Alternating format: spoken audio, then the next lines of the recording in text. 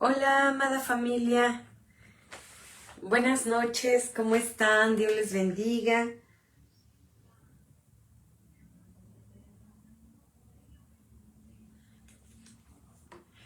Espero que estén bien.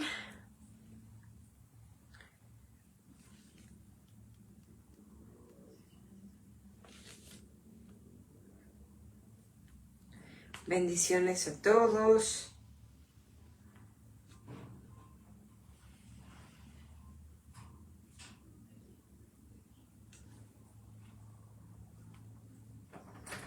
Dios les bendiga a cada uno de ustedes, amada familia.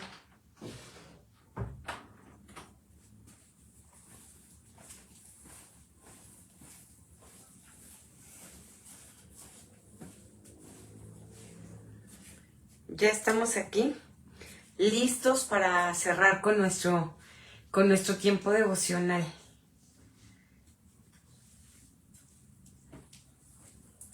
Vamos alistando nuestra Biblia en Efesios capítulo 6. Amén. Efesios capítulo 6.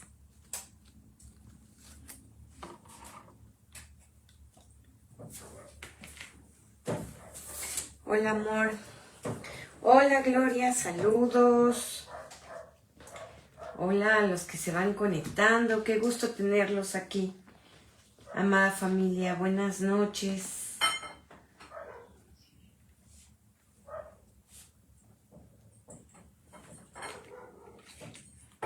Dios les bendiga.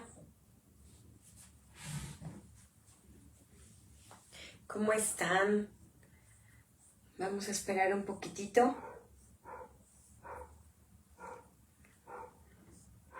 Hola, hola, ¿quién más anda por ahí? Bendiciones a todos.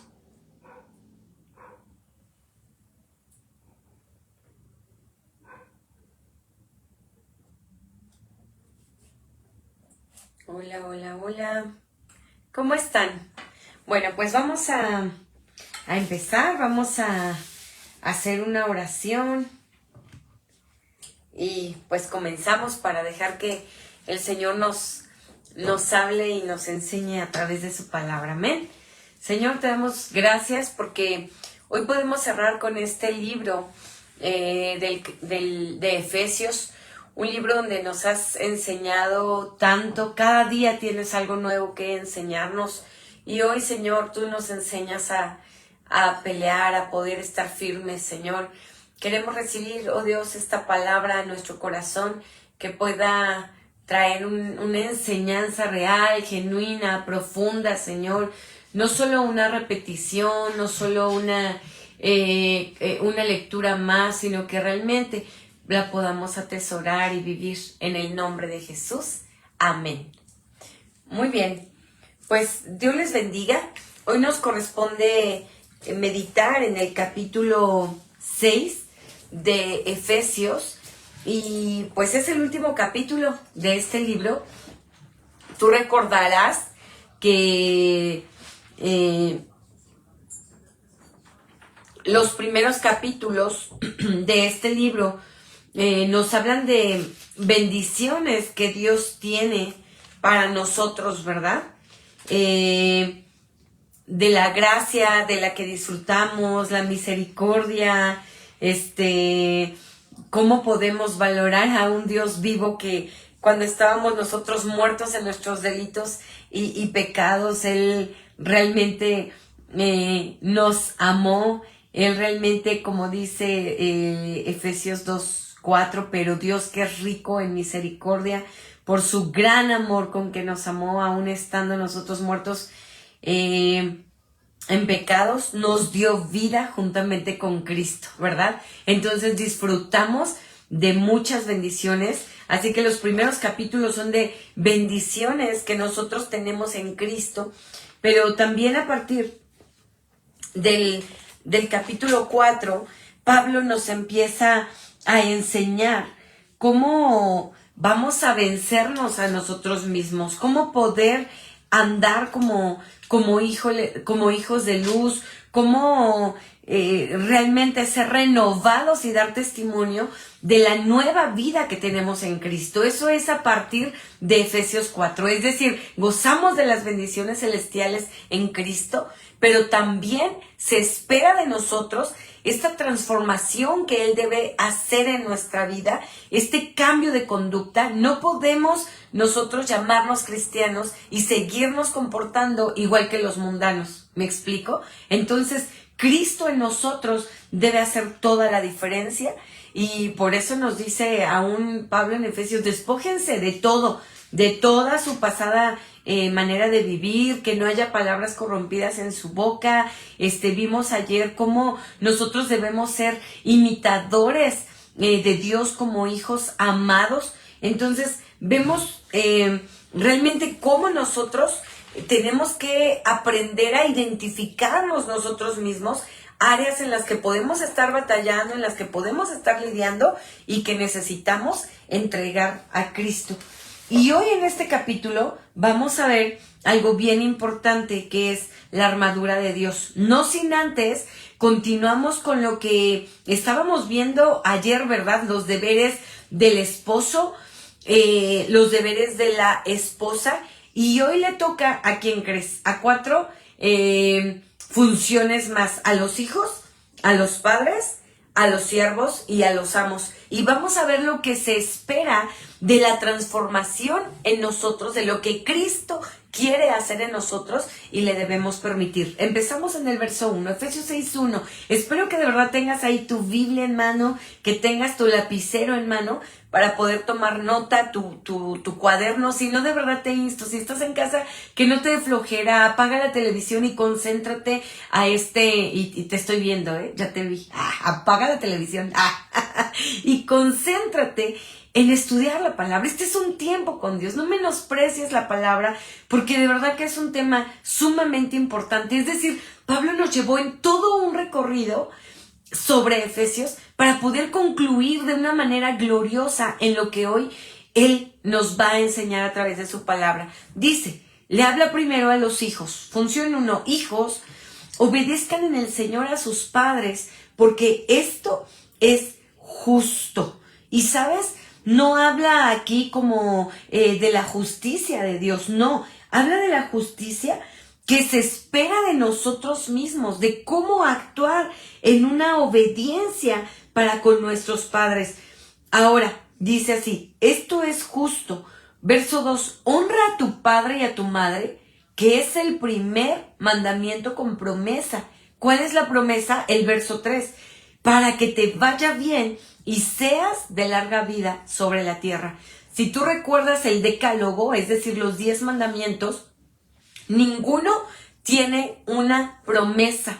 Todos son actos de obediencia a Dios, pero solo honra a tu padre y a tu madre, que es el primer mandamiento con promesa, es el único que contiene esta promesa de bendición. ¿Y cuál es esa promesa que nos espera a todos los hijos?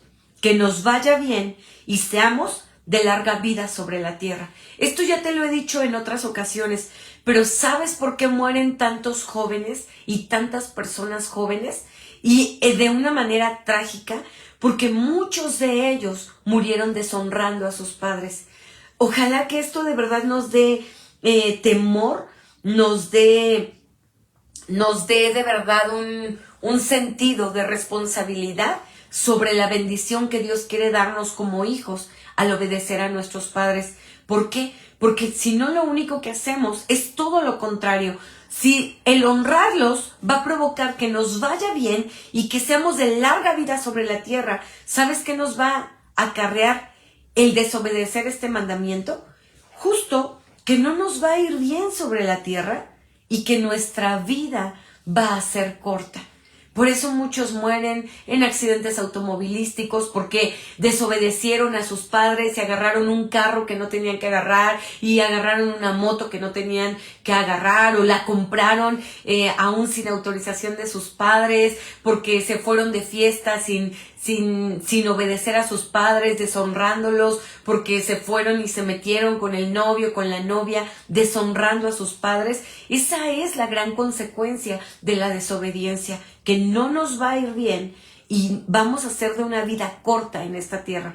Lo contrario a eso, Dios nos ha prometido. El único mandamiento con promesa es: si honras a tus padres, te va a ir bien y vas a ser de larga vida sobre la tierra. Y te recuerdo que honra es tener honor por esa persona, en este caso específico, por tus padres. Es decir, es tenerlos en alta estima por el hecho de que son tus padres, de que son una autoridad que Dios te proveyó para bendición y protección de tu vida en esta tierra. Entonces, ese es el primer mandato que aquí Pablo nos recuerda para los hijos. Ahora vamos con los padres, verso 4.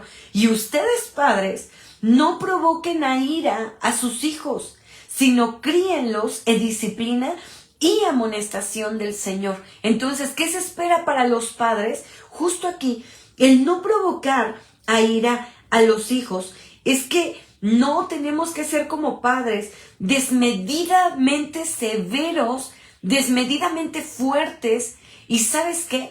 A veces caemos al extremo de ridiculizarlos, ¿no? No sé si te ha pasado, pero anteriormente, yo recuerdo cuando era niña, había unos padres que eran tan severos en cuestión de las calificaciones con sus hijos, que cuando iban y no sacaban el promedio esperado en la escuela, ya los estaban viendo con unos ojos y ya les decían: pero nos vamos a ver allá, nos vamos a ver en la casa. ¿Y por qué? O ahí mismo agarraban y los regañaban terminando la firma de boletas, se los sacaban, les jalaban la oreja, el cabello, los regañaban. Bueno, entonces, ¿qué se espera? Dice, no los provoquen a ira. Es decir, hay límites. La disciplina tiene un límite. ¿Y cuál es el límite? No provocarlos a ira. Ahora, no te estoy diciendo de que, le quité el celular, es que se enojó, y como se enojó, toma, hijito, no te enojes. No, estoy hablando de una disciplina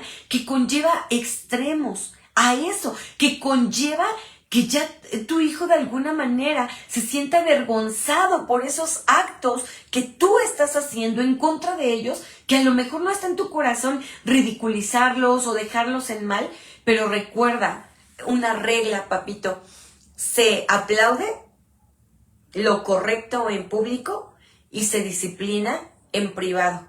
Hay quien es al revés, nunca aplaude los logros de sus hijos, pero están prestos para disciplinar con exageración, aunque esté quien esté, no nos importa quién está, y entonces disciplinamos. Claro que es válida la disciplina, por supuesto que sí, pero aquí nos pone el límite. ¿Cuál es este límite? No los provoques a ira. No hagas que con esas acciones tuyas ellos empiecen a generar una ira en su corazón, un enojo, un resentimiento en contra tuyo. ¿Por qué? No me vas a dejar mentir. Hay muchos adultos hoy resentidos por la educación extremista que recibieron por parte de sus padres. No hablo solo de límites, hablo de golpes en serio, no de disciplinar, de te doy ahorita con la vara de la corrección porque hiciste esto. Recuerda que toda disciplina conlleva una explicación enseguida por qué estás disciplinando a tu hijo, pero no nada más es jalarle la oreja por jalarle el cabello. No, aprende a disciplinar con amor de tal manera que no generes ira y no provoques a ira a tus hijos. Siguiente. Punto 3, le habla a los siervos. ¿Y qué se espera de los siervos? Aquí los dice: que obedezcan a sus amos terrenales con temor y temblor, con sencillez de vuestro corazón. Y escucha cómo, como a Cristo, no sirviendo al ojo como los que quieren agradar a los hombres, sino como siervos de Cristo, de corazón, haciendo la voluntad de Dios, sirviendo de buena voluntad como al Señor y no a los hombres, sabiendo que el bien que cada uno hiciere ese recibirá del Señor, sea siervo o sea libre. Fíjate cuántas instrucciones nos deja el apóstol Pablo de parte de Dios a aquellos siervos. ¿Quiénes son los siervos? Todos aquellos empleados, todos aquellos que trabajamos para alguien. Anteriormente, los siervos literalmente eran esclavos. Ningún esclavo tenía derechos, prestaciones, nada que ver con muchos hoy en nuestra actualidad. Nadie de eso. Incluso un amo podía matar a su siervo porque le había desobedecido o algo. Aunque fuera justificado o no la causa, podía incluso matarlos sin tener que dar una explicación ante las autoridades civiles. No, era por el simple hecho de no me gustó lo que hizo y tenían el derecho de incluso matarlos o enviar a matarlos. Entonces, imagínate, por eso es que un siervo de Dios, incluso alguien que tiene a Cristo en su corazón y que se espera de nosotros el fruto del Espíritu Santo de Dios en nuestra vida, ahora ya no puede seguir siendo un siervo igual, ni más adelante vamos a ver ni un amo igual. No, se espera de un siervo que realmente sea obediente. ¿Por qué? Porque va a servir y va a hacer las cosas como si lo hiciera para nuestro mismo Señor, para nuestro Cristo, para nuestro Dios. Entonces, eso va a ser la diferencia. ¿Cómo estás siendo? ¿Qué tipo de siervo? Ahora tradúcelo a ti. ¿Qué tipo de empleado estás siendo en tu trabajo?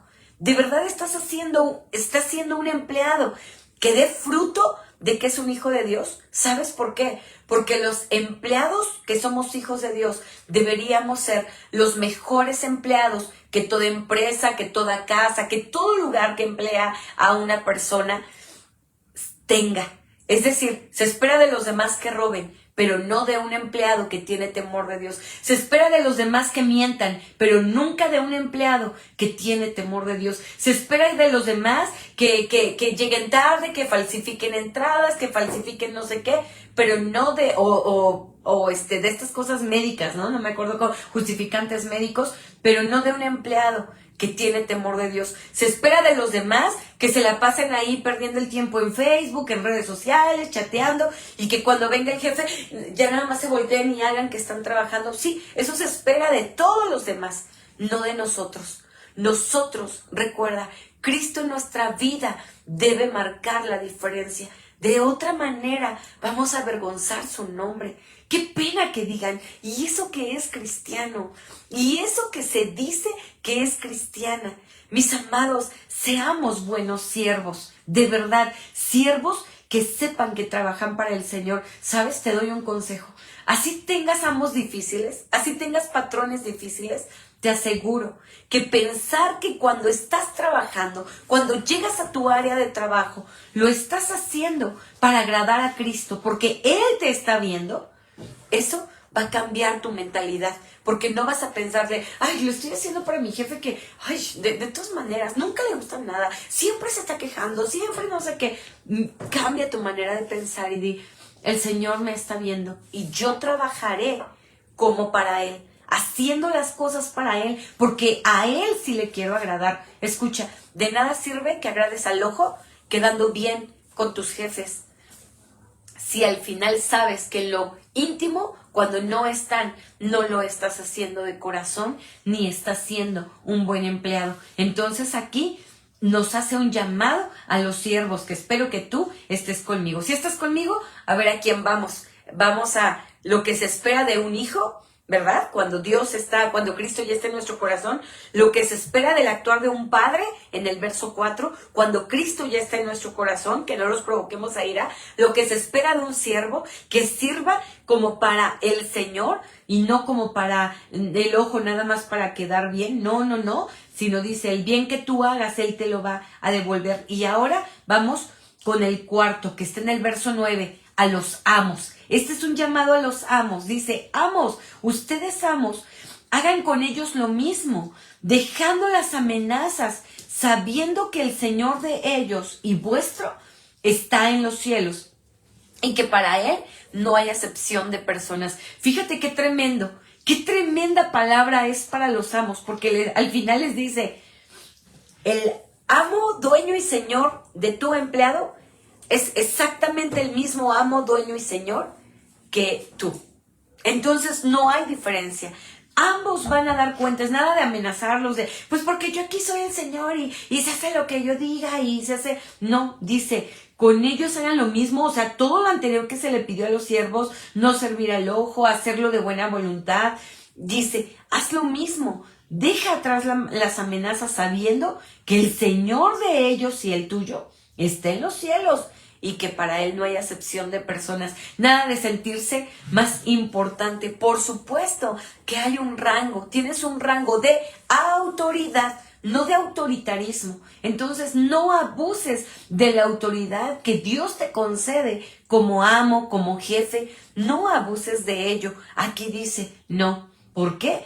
Porque para Él, o sea, Dios no hace acepción de personas. Y si Dios tiene que defender a un siervo, lo va a hacer. Pero si también hay siervos abusivos y Dios tiene que defender a amos, Dios también lo va a hacer. Entonces, cuidémonos. Estas cuatro áreas importantes. Espera que nosotros demos estos frutos, el fruto del Espíritu sea evidente al momento de ser hijos, al momento de ser padres, al momento de ser siervos, al momento de ser amos. ¿Por qué? Porque todos en algún momento estamos jugando un rol. Hay alguien aquí que es hijo porque sus padres aún viven y tiene que honrarlos, pero también ya es padre y entonces tiene que cuidar la relación y la disciplina con sus hijos. Pero también es siervo porque pertenece a una empresa y a lo mejor también es amo porque a lo mejor tiene algún negocio propio, tiene gente que le trabaje. Entonces, en cualquier área, qué hermoso que la palabra no nos escapamos, ¿verdad? Dios siempre tiene algo que darnos, algo que enseñarnos. Y ahora sí, la parte es la cúspide, la cereza del pastel, como tú le quieras decir, a todo el libro de Efesios. Es decir, una vez que nosotros aprendimos a pelear sobre nosotros mismos, con nuestra carne, con lo que nosotros tenemos que vencer, con la mentira, con las palabras corrompidas, cuidar de no contristar al Espíritu Santo, cuidar de ser benignos, recordar todas las promesas y las bendiciones que tenemos en Cristo. Ahora sí, es como si Pablo dijera, ya aprendiste todo lo demás, que es lo terrenal y humanamente posible, lo que está a nuestro alcance poder hacer, sí, con la ayuda de Dios, pero que Dios no lo va a hacer solo. Nosotros tenemos que hacer parte. Los maridos tienen que amar a sus mujeres, las mujeres en amor sujetándonos a nuestro esposo, los hijos honrando a sus padres. Es decir, ya una vez que aprendiste a pelear contra ti mismo y con lo que tú vas a querer hacer y dominar, entonces ahora sí, Pablo nos dice, la cereza del pastel es la armadura de Dios. Es decir, todo lo demás, por eso dice el verso 10, por lo demás, hermanos míos, fortaleceos en el Señor y en el poder de su fuerza. Es decir, lo que Pablo está diciendo es, sean hechos fuertes. ¿En quién? En el Señor. Ahora sí, una vez que aprendiste a tener ese dominio sobre ti y sobre el área que a nosotros nos corresponde, ahora sí dice, ahora fortalezcanse en el Señor y en el poder de su fuerza. No habrá manera, mi amado, de pretender ser fuertes en Dios si no logramos dominar todo lo demás que sí está en nuestro alcance hacer. ¿Me explico? Es decir, ¿cómo vienes a decirle, Señor, hazme fuerte en ti para pelear contra el enemigo? Si no estás amando a tu esposa como Dios lo pidió y se espera. Porque recuerda que el amor de Cristo por su iglesia no es nada más para que el matrimonio lo modele. No, Cristo modeló para que nosotros seamos ese ejemplo. Y no puedo decir, Señor, ayúdame, Satanás, vete de mi vida, si yo no estoy viviendo en sujeción con mi esposo y caminando al lado de él en sujeción. ¿Cómo voy a vencer al enemigo si soy un hijo que está desobedeciendo y deshonrando a sus padres? No va a haber. No va a haber esta bendición, no va a haber una protección de parte de Dios, no. Entonces primero tenemos que aprender a dominarnos y a vencernos a nosotros mismos en nuestra carne, porque obvio nuestra carne se va a revelar a hacer esto. La carne de los maridos se va a querer revelar a amar a sus esposas, la carne de las esposas se va a querer revelar a sujetarnos a nuestros esposos, la carne y en el pecado de los hijos se van a querer revelar a obedecer y honrar a sus padres. Los padres en su ira van a querer abusar de su autoritarismo para corregir a sus hijos. Es decir, la carne, el pecado, estamos en un mundo caído donde esto va a querer dominar. Pero Dios nos dice, no vas a poder pelear una batalla espiritual si no aprendiste primero a pelear y a dominarte en lo natural. Entonces sí, por todo lo demás, ahora sí nos dice, hermanos, fortalezcanse en el Señor. Ya ajustaste la parte. Recuerda que te he enseñado que los mandamientos van en forma vertical, pero también en forma horizontal, ¿verdad? Los que van en forma horizontal tienen que ver con la relación con el otro. Entonces, es como si aquí, en Efesios, otra vez se nos recordara esto. Es pelea lo que toca, ¿verdad? Dando un buen fruto en el área horizontal, con los demás. Y ahora sí vamos hacia la parte vertical, lo que Dios espera de nosotros en lo espiritual. Dice el versículo 11, dice, vestíos de toda la armadura de Dios para que puedan estar firmes contra las acechanzas del diablo. Ahora sí vamos a lo espiritual. Aquello que no se pelea nada más así, bueno, pues voy a amar, No, ahora sí, ¿qué necesitamos? Fíjate, recuerda que Pablo pasó gran parte de su vida ministerial en las cárceles. Por supuesto que tenía la experiencia de poder ver, de poder checar cómo se vestían los soldados romanos. Por eso hace él esta analogía de la vida cristiana, que es una pelea en lo espiritual, a cómo él veía que los soldados estaban. De hecho, recuerda que Efesios lo escribe desde la cárcel. Entonces, a lo mejor estaba viendo a un soldado y escribiendo esta carta y de repente dice, claro, la lucha espiritual es así. Necesitamos una armadura de este tipo, pero en lo espiritual. Y entonces dice, ¿por qué? Si tú te vistes de la armadura de Dios, vas a poder estar firme contra las acechanzas del diablo. ¿Cuáles son las acechanzas? Esos trucos astutos que el enemigo quiere ocupar para hacer caer a los hijos de Dios. Verso 12, porque escucha, a los hijos de Dios. No los otros, no. Los otros del mundo no necesitan esta armadura espiritual. ¿Por qué? Porque ni siquiera están viviendo todo lo demás. ¿Cómo pueden hacer uso de esto si no están viviendo en todo lo demás? No están siendo maridos que amen a su esposa, no están siendo hijos que honren a sus padres. ¿Me explico? O sea, me ha pasado, fíjate, que en una ocasión vinieron unos padres que nunca venía su hijo con ellos a la iglesia. Y de repente lo traen. Ahora sí vino. Y dije, ay, qué raro que hoy vino este muchacho. ¿Sabes para qué venían? Ay, pastora, es que mi hijo se compró una moto. Entonces, queremos que ore por él, cúbralo, pastora, y únjale la moto, y únjalo a él, y que no le pasa nada. ¿Me explico con esto? Es decir, ¿cómo si es un hijo que no está ni siquiera honrando a sus padres porque no les está obedeciendo en venir y congregarse, en acompañarlos ellos a la iglesia? ¿Cómo vamos a pretender tener una bendición espiritual de parte de Dios? ¿Me explico? O sea, uno conlleva al otro. Y no estoy hablando de una condicionalidad de Dios. Estoy hablando de un fruto de nuestra obediencia. Aquí está diciendo, la promesa es un hijo que honra a sus padres. Les va a ir bien. Ya no tenemos ni siquiera que pedir, ay, es que me vaya bien. No, tú estás honrando de manera natural, te va a ir bien y vas a ser de larga vida en la tierra. Pero estás deshonrando. ¿Cómo vamos a pretender? Dios no puede violar sus promesas y sus mandamientos, ¿me explico? Entonces, esto nos sirva, amados, porque a veces queremos ver asuntos bendecidos donde hay desobediencia. Entonces, y queremos ahora sí, cuando hay algo, ay, Señor, ayúdame, ayuda a mi jefe en el trabajo, ayuda, pero sabemos que no hay integridad, no hay honestidad, no hay transparencia, no hay temor de Dios. ¿Cómo Dios va a bendecir eso? Él no puede contradecirse, Él no puede negarse a sí mismo con lo que Él ya ha dicho. Entonces, por eso, Esta armadura de Dios no aplica para los de afuera, aplica para los hijos de Dios. ¿Por qué? Porque contra ellos tenemos, el enemigo va a venir a acecharlos a ellos, y Dios nos ha prometido algo. Vístanse de mi armadura. ¿Para qué? Para que estén firmes contra las acechanzas del diablo. Él ya nos ha dado una armadura que podemos usar para estar firmes contra eso. Espero que esté quedando claro. Verso 12. Porque no tenemos lucha contra sangre y carne, sino contra principados, contra potestades,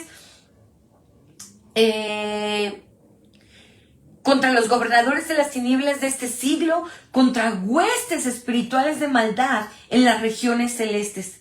Por tanto, es decir, por todo eso, por reconocer que una vez que nosotros andamos alineados en lo que se espera de nosotros como esposos, hijos, como cristianos, como hijos de Dios, ahora sí dice, por tanto, por todo lo demás, porque ahora sí ya tu lucha no es contra sangre y carne, no es contra el esposo, la esposa, el jefe, ni cosas que nosotros podamos palpar, sino contra huestes espirituales de maldad en las regiones celestes. Ahora sí el 13 dice, por tanto, tomen toda la armadura de Dios para que puedan resistir en el día malo. Y en el día malo tiene dos connotaciones que pudieran ser. Uno, el día malo refiriéndose a los tiempos finales, literal a los tiempos apocalípticos, o también al día malo se refiere a cualquier contienda espiritual que el creyente tendrá que enfrentar a lo largo de nuestra vida y de nuestra vida cristiana. Entonces, cualquiera es en el día malo. Y habiendo acabado todo, como apenas te lo enseñaba, es estar firmes. Es decir, sigue firme. Sigue así, alerta, porque Satanás siempre va a andar como león rugiente buscando a quien devorar. Y nos da 6 partes de la armadura que tenemos que usar. Número 1, verso 14. Estad pues firmes. Número 1, ceñidos vuestros lomos con la verdad. El ceñirnos, los soldados en ese tiempo ocupaban como un cinturón y como un cinturón del que dice aquí, del que colgaban tiras de cuero que protegían la parte inferior del cuerpo. Entonces dice, así de esa manera, con ese cinto, ustedes tienen que ceñirse, pero aquí nos dice con qué. Dice, ciñan sus lomos con la verdad. ¿Y sabes qué es la verdad? La verdad es la integridad. Es una vida de sinceridad y honestidad delante de Dios que practicamos todos los días con el prójimo. Ese es el cinto de la verdad. Número 2. Dice el verso, adelante del verso 14, dice, y vestidos con la coraza de justicia. Y sabes, la coraza de los soldados romanos rodeaba totalmente el cuerpo para dar protección al corazón, pero también a la espalda del soldado. Así que se espera que esa coraza sea la justicia. ¿Qué justicia? ¿La de Dios? No se refiere a la justicia de Dios, se refiere al carácter cristiano que debemos tener y a los hechos prácticos y a la manera justa de vivir del creyente. A esa justicia se refiere. Dios siempre va a ser justo, no, pero aquí se refiere, pero no se refiere a esa justicia de Dios, sino a nosotros, a nuestro carácter moral que debemos tener, a nuestra manera de conducirnos. Fíjate cuál es tu armadura, cuál es tu coraza, es tu propia justicia, la manera en la que tú vivas. Dios respalda a aquel que es justo. Entonces, a veces pensamos, ¿verdad?, que la protección y la cobertura de Dios viene así, wow, en lo súper sobrenatural. No, la justicia, la protección de Dios viene a través de actos de obediencia a su palabra. Por eso dice, la coraza de justicia son actos de un carácter cristiano en tu vida. Son actos justos, son hechos prácticos que tú vas a vivir con los demás. Sé justo. Sé justo. Tienes un negocio, sé justo. En todo, sé justo. Prometiste algo a tus hijos, cúmplelo. Sé justo en esa manera de vivir. Luego, siguiente. El tercer elemento está en el verso 15. Y calzado los pies con el apresto del evangelio de la paz. el calzado eran tipo unas botas duras, adornadas.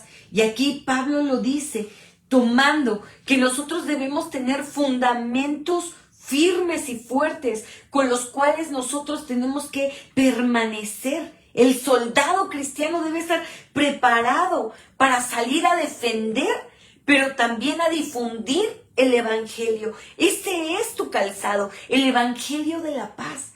¿Cómo defiendes? ¿Cómo defiendes tu vida cristiana delante de todos? ¿Cómo te mantienes firme? Por eso es un fundamento, un calzado que te ayuda a estar firme. ¿Qué es? Los fundamentos cristianos. ¿Cómo estás? ¿O estás tambaleante en tus fundamentos cristianos? Vamos en el 13, espero que estén aquí conmigo, ¿eh?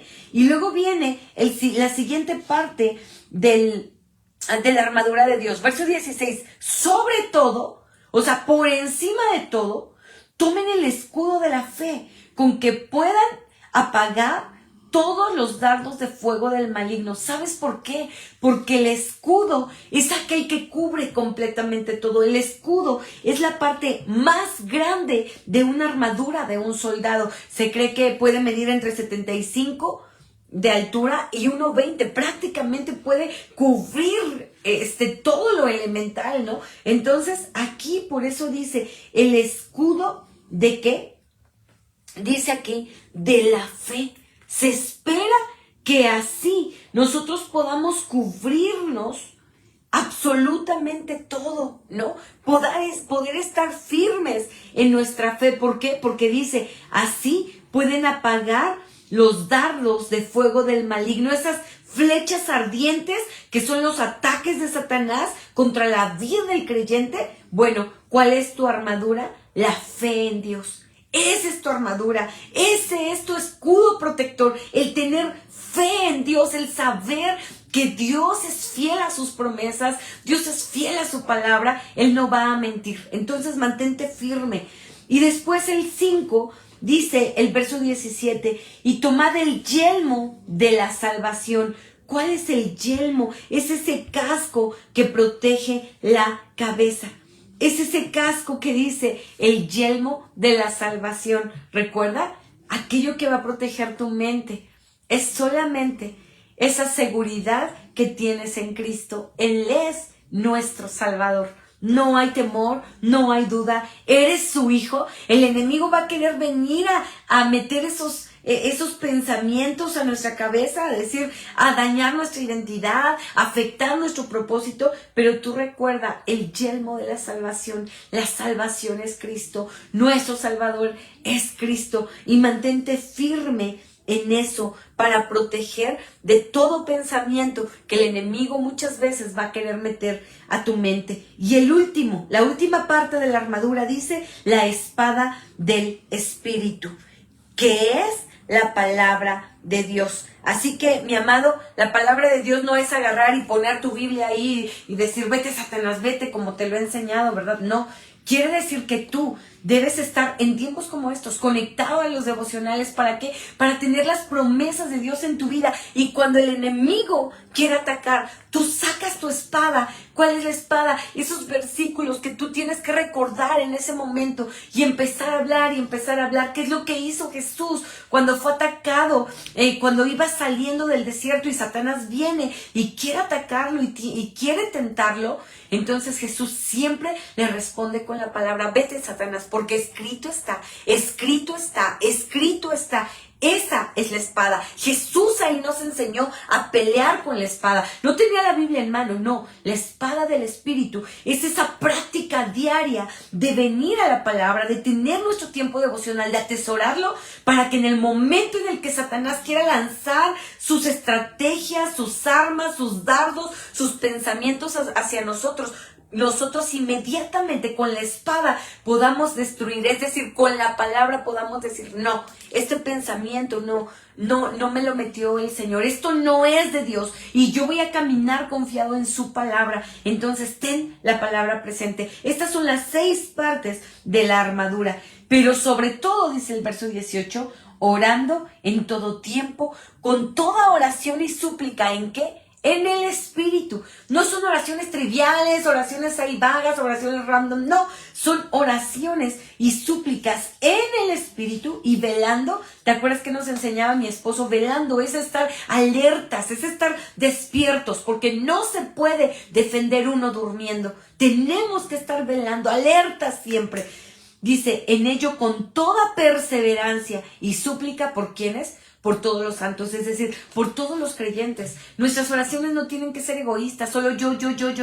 Eso lo hacen niños espirituales. Nuestras oraciones deben ir a más allá, a orar por todos los creyentes. ¿Y por quién más? Dice el 19, y por mí, a fin de que al abrir mi boca me sea dada palabra para dar a conocer con denuedo el misterio del Evangelio. Pablo pide, oren por mí como pastor. ¿Recuerdas que él pastoreó parte de estas iglesias? Él las fundó. Entonces dice, oren por mí, oren por su líder. ¿Para qué? Para que al abrir mi boca sea dada palabra para dar a conocer con denuedo, es decir, sin temor, el misterio del Evangelio. No le importaba a Pablo estar encarcelado. Él quería seguir hablando con denuedo el misterio del Evangelio, por lo cual soy embajador en cadenas.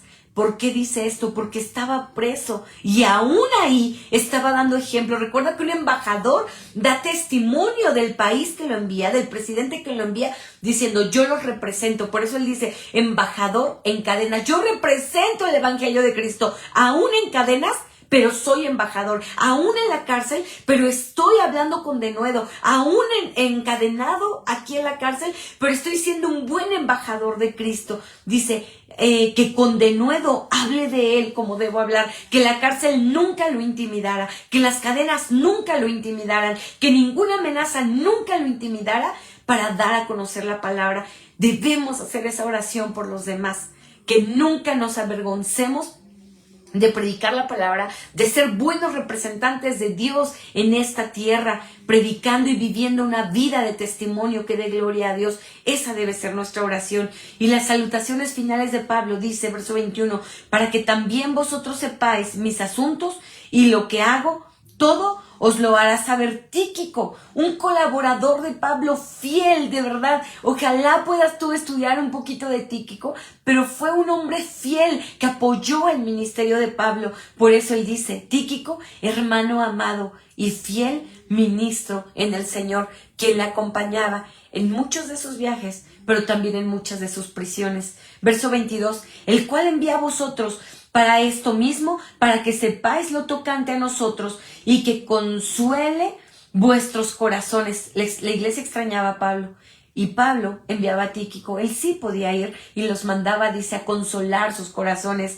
Se despide Pablo, pasea a los hermanos y amor con fe de Dios Padre y del Señor Jesucristo. La gracia sea con todos los que aman a nuestro Señor Jesucristo con amor inigualable. Amén. Así que, amada iglesia, puse a este devocional lo más importante en una batalla. ¿Qué es lo más importante en una batalla? Que aprendas a saber.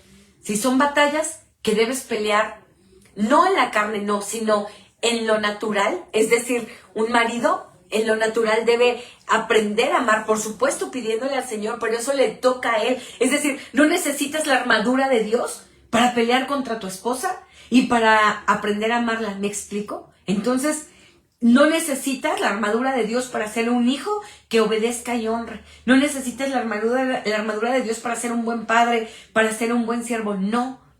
Por eso debes aprender a identificar qué es lo más importante en la batalla. A veces tu batalla contra tu esposa solo se va a pelear amándola. La batalla contra tu esposo se va a pelear sujetándote a él y ya. Esa batalla es contra ti misma, más bien, ¿no? Y la batalla, hijos, no se va a pelear poniéndote al brinco con tus padres, no. Esa batalla la vas a pelear obedeciendo, honrando a tus padres, ¿me explico? Esas son cosas que nos toca a nosotros hacer. Por eso debemos identificar qué es lo más importante en una batalla, que van a haber cosas que en realidad no son batallas, son cosas que nos toca hacer y en consecuencia habrá una bendición, pero van a haber otras donde efectivamente sí vamos a necesitar toda la armadura de Dios. Y ahí es donde tienes que estar firme. Ahí es donde tienes que saber que Dios no desampara. ¿A quiénes? A sus hijos, a los creyentes, a los verdaderos hijos de Dios. Y desde ahí es una buena pregunta en decir, ¿soy un genuino hijo de Dios? ¿De verdad Cristo ha nacido en mi vida? ¿En serio estoy dando frutos dignos de arrepentimiento para poder disfrutar de esta armadura y de esta protección de Dios en mi vida? De lo contrario, mi amado, esto se cancela en nuestra vida. ¿Cómo vamos nosotros a gozar de esta armadura del Señor, verdad? Si realmente no hay una convicción por Cristo genuina en nuestra vida. Entonces, todo Efesios fue esto. Primero, reconoce la gracia, reconoce la misericordia de Dios, reconoce el favor de Dios. Después, haz lo que te corresponde a ti, venciendo los asuntos de tu carne, tu pasada manera de vivir, tu amargura, todo eso. Anda como hijos de luz, sométete en amor los unos a los otros, sea un buen hijo, sea lo que nos toca. Y al final, ahora sí dice, y ahora sí, el Señor nos ha dado un regalo, la armadura de Dios a sus hijos, a los hijos de Dios. Entonces, aprende qué son las cosas más importantes en una batalla. Para mí es que aprendas a identificar, porque el Señor a través de este libro nos ha dejado múltiples herramientas. Dios te bendiga, ten buena noche y vamos a terminar orando. Amado Dios, gracias, porque a través de este libro nos has enseñado tantas riquezas en ti, Señor. Somos coherederos contigo, estamos sentados contigo en lugares celestiales, tenemos tu gracia, tenemos tus promesas, Señor, pero también ayúdanos a poder despojarnos de toda nuestra pasada manera de vivir, Señor, y ayúdanos a vestirnos del nuevo hombre creado en Cristo Jesús para buenas obras, Señor, que podamos siempre dar esos frutos dignos de arrepentimiento en nuestras vidas. Ayúdanos a poder llevar nuestras relaciones bien con los demás. Ayúdanos a llevar nuestras relaciones bien como esposos, como esposas, como hijos, como padres, como siervos, como amos, Señor. A todos nos toca y a todos nos enseña. Y por eso es una maravilla gozar de esta palabra, porque tienes instrucciones claras y precisas para todos. Y al final, enséñanos a estar firmes, Señor. Firmes, sabiendo que esta armadura, estas 6 partes de la armadura que tú nos provees son para tus hijos y que tú nos ayudas a poder estar prestos, firmes, Señor, contra toda acechanza del enemigo. Gracias por tu palabra, Señor, porque siempre nos enseñas algo nuevo, nos revelas algo nuevo, que esto quede en nuestro corazón, en el nombre de Jesús. Amén. Dios te bendiga, iglesia. Ten muy buena noche. Bendiciones a cada uno de ustedes.